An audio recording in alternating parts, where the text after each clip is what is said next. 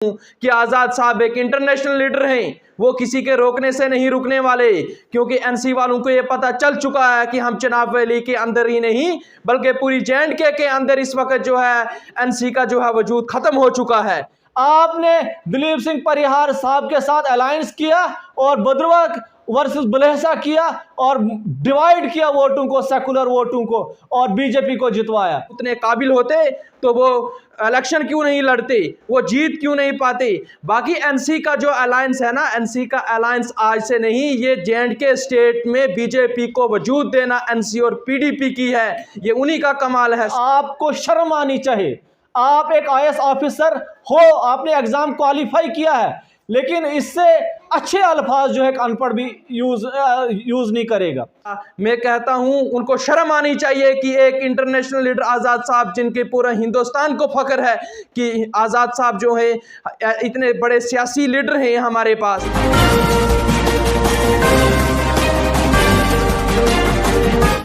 आज हमारी press conference देने का मुद्दा मकसद एक ही है, जैसे कि हमारे रहबर DPAP के चेयरमैन जनाब गुलाम नबी आज़ाद साहब का चिनाब वैली के अंदर दौरा हुआ और दौरे के अंदर कुछ सियासी पार्टियों को घबराहट महसूस हुई कि शेर जो है वो मैदान में आ चुका है, और वो घबराहट की वजह से ना अनासिर अल्फाजों का इस्तेमाल करने लगे, और जिसमें उन्होंने कहा कि आज़ाद साहब जो हैं वो भद्रवा का दौरा करेंगे तो हम उनको दोमेल से इधर नहीं आने देंगे। मैं उनको ये ऐलान करके बोल देना चाहता हूं कि आज़ाद साहब एक इंटरनेशनल लीडर हैं, वो किसी के रोकने से नहीं रुकने वाले, क्योंकि एनसी वालों को ये पता चल चुका है कि हम चिनाब वैली के अंदर ही नहीं बल्कि पूरी JNK के अंदर इस वक्त जो है एनसी का जो है वजूद खत्म हो चुका है। और आज़ाद साहब जब ग्राउंड में आए, आज़ाद साहब ने लोगों की ग्रीवियंस को सुना, वो हर एक गांव आए और लोगों को देखा कि किन मुश्किलात से लोग जो हैं वो दो चार हो रहे हैं। तो एनसी वालों ने सोचा कि अब तो शेर के साथ मुकाबला करने का और कुछ तो है नहीं, इसलिए हम ऐसा प्रोपोगंडा इस्तेमाल करेंगे कि जिससे वो मैदान को छोड़ेंगे। लेकिन आज़ाद साहब मैदान को छोड़ने वाले नहीं हैं। उन्होंने प्रेस कॉन्फ्रेंस के अंदर हमारे सरूरी साहब के लिए भी नाशाइस्ता अल्फाजों का इस्तेमाल किया। हम उनकी भी मज़म्मत करते हैं, क्योंकि वो अपनी तो सीटों से एक बार भी जीत नहीं सके। सरूरी साहब तो 3-3 बार लोगों ने उनको जिताया है और मिनिस्टर बनाया है। अगर वो उतने काबिल होते तो वो इलेक्शन क्यों नहीं लड़ते, वो जीत क्यों नहीं पाते। बाकी एनसी का जो अलायंस है ना, एनसी का अलायंस आज से नहीं, ये JNK स्टेट में बीजेपी को वजूद देना एनसी और PDP की है, ये उन्हीं का कमाल है सब। क्योंकि जब वाजपेयी की हुकूमत थी तो तब उमर साहब का अलायंस उनके साथ था, PDP ने अलायंस किया बीजेपी के साथ। बाकी ये कहते हैं कि ये जो DPAP है ये बीजेपी की B टीम है, ये B टीम नहीं, वो तो B टीम सबको पता है कि इनकी A टीम कौन है। इन्होंने तो पहले ही अलायंस किया हुआ है इन पार्टियों के साथ। आज ये खोखले दावे करते हैं लोगों के साथ। अब इनका वजूद JNK में ख़त्म हो चुका है और इनको ये पूरा पता चल चुका है कि अब हमारा वजूद कहीं भी नहीं है। अब ये इन्होंने प्रेस कॉन्फ्रेंस देना स्टार्ट कर दिया कि नहीं जी हम दुमेल पे रास्ता बंद करेंगे। ऐसा मैं कहता हूं उनको शर्म आनी चाहिए कि एक इंटरनेशनल लीडर आज़ाद साहब, जिनके पूरा हिंदुस्तान को फख्र है कि आज़ाद साहब जो है इतने बड़े सियासी लीडर हैं हमारे पास, लेकिन भद्रवा के कुछ चंद अनासिर लोग वो ऐसे अल्फाजों का इस्तेमाल करते हैं। हम उनकी कड़ी मज़म्मत करते हैं।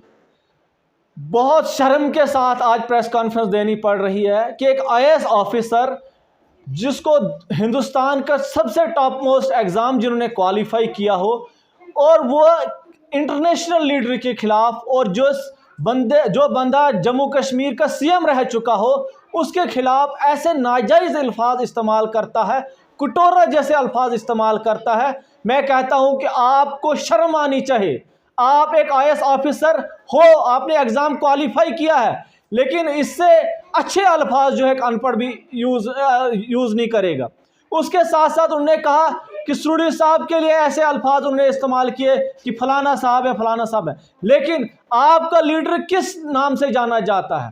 ज़मीन घोटाले के नाम से जाना जाता है। पता नहीं कितने सौ कनाल का गफला आपके ऊपर है। और आप जो भी सरकार बीजेपी के साथ मिली हो, जो भी पार्टी जम्मू कश्मीर की हो, चाहे जैसे पहले आपने PDP में गए, फिर आपको पता था कि मुझे 300 कनाल का गफला मेरे ऊपर है, मैं PDP में जाऊंगा, वो मुझे बचाएंगे। और आप PDP में गए, इलेक्शन लड़ा और हार गए। दूसरी बार आपको लगा इस वक्त एनसी और बीजेपी का अलायंस है, और जब बीजेपी और एनसी का अलायंस आपको ये महसूस हुआ कि वो एनसी बीजेपी के साथ मिली हुई है, तो आप एनसी में गए। आपको लगा कि अब मुझे एनसी बचाएगी। आप लोग इतने नीचे गिर चुके हो कि आप बदरुआ को अपनी मलकियत समझते हो कि बदरुआ में आने नहीं देंगे।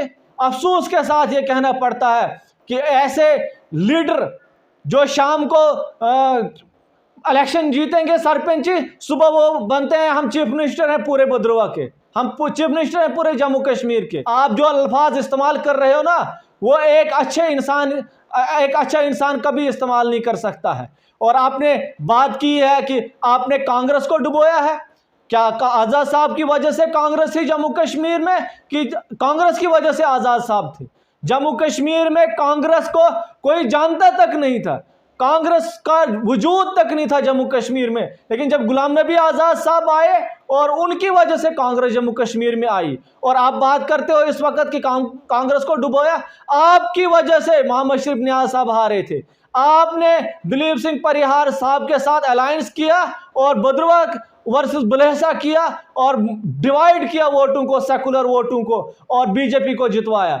आप लोग जो है अपनी राजनीति के लिए कुछ भी कर सकते हो, किसी भी हद तक जा सकते हो, और जो अल्फाज आपने इस्तेमाल किए हैं, आपको पूरी कौम के आगे आके माफ़ी मांगनी चाहिए।